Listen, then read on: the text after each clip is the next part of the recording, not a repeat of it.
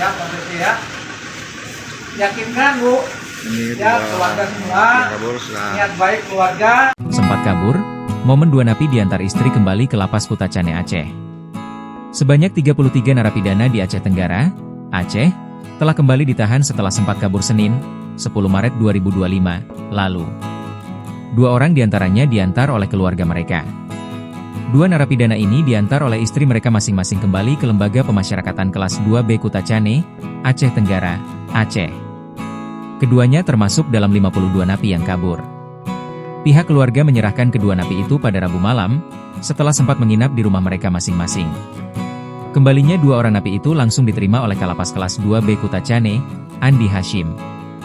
Pihak lapas juga berterima kasih kepada para istri yang dengan sadar mengantar suami mereka untuk kembali menjalani hukuman. Nanti Pak Kalapas yang dari keluarga siapa yang menyerahkan nanti? Istrinya ya? Atau? Udah, kita kayaknya loh.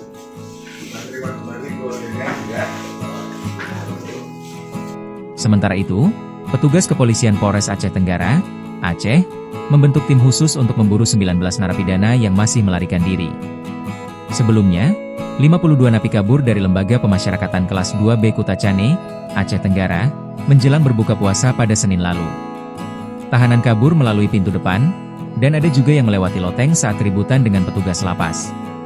Menurut Kepala Lapas Kutacane, Andi Hashim, tahanan kabur dengan menjebol 2 pintu yang berada di dalam lapas. Download Tribun X sekarang, menghadirkan lokal menjadi Indonesia.